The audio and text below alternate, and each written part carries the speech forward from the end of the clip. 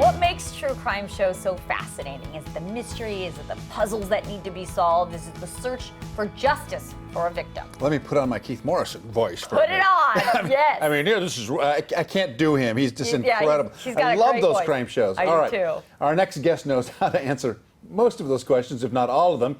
He's a retired sheriff's homicide detective, and he's got a new series called Journey to Justice. Welcome, Pete Carrillo. Hi, Pete. Hi, thanks for having me. I tried to do my Keith Morrison. It just didn't work. Yeah, you know? you have to have a special I love voice. that. I love that. All right, so tell me about Journey to Justice. I think it's fascinating that this is a complete online show.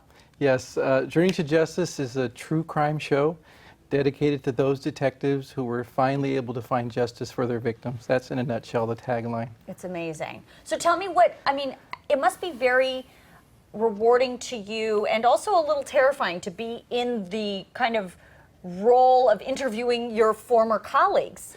Right. It's interesting in that throughout my career, I was able to come across a lot of excellent detectives who did this amazing work.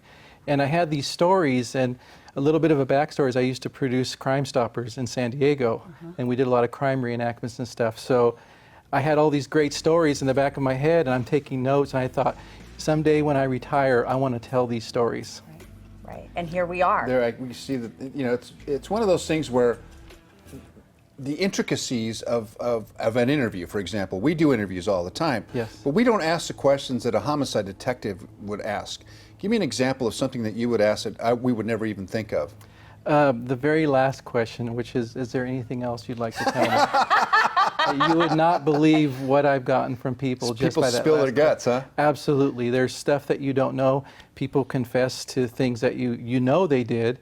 And then that last question has revealed so much more throughout my career, and even with detectives. Yeah, I bet the detectives, then they start spilling their guts Yes. because they're comfortable with you, right? Absolutely, yeah. Sometimes a little bit too comfortable, and I have to tell them off camera, hey, if you didn't want the public to know that, you might not want to say that to me on the air. Right. Okay, so I love everybody, like I talk about it all the time. I love true crime shows. I call them the killer shows. I love them. I watch them all the time.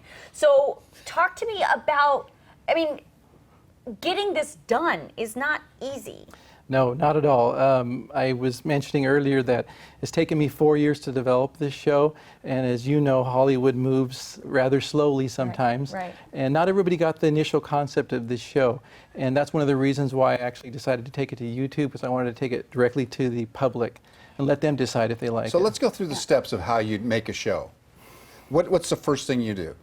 Well, the first thing was I came up with a concept that I would partner with a Emmy Award-winning photojournalist, and that we would travel the country telling these stories sort of like on our journey, Journey to Justice. And from there we went into created a sizzle reel, and the sizzle reel, we whittled it down from 14 minutes to 4. Because Hollywood is... We have no attention So you would span. select crimes that have been committed, and then what do you do once you find the crime? Once I find the crime, I actually sit down and interview the detective, develop a reenactment to portray exactly what happened. Obviously, it's a true crime show, so try to meet contact with the victim through the detective.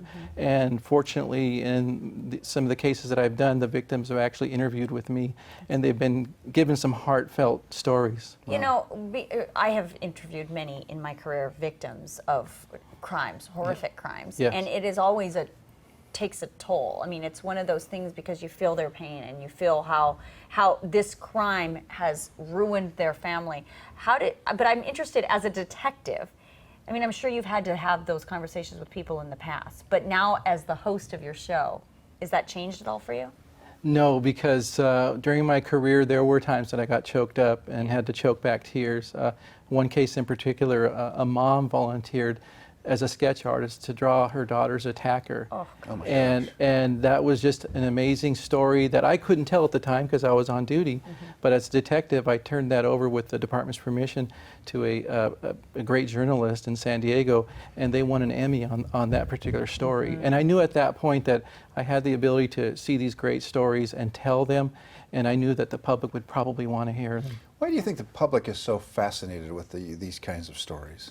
Well, there's obviously this element of danger dealing directly with serial killers and robbers and serial rapists.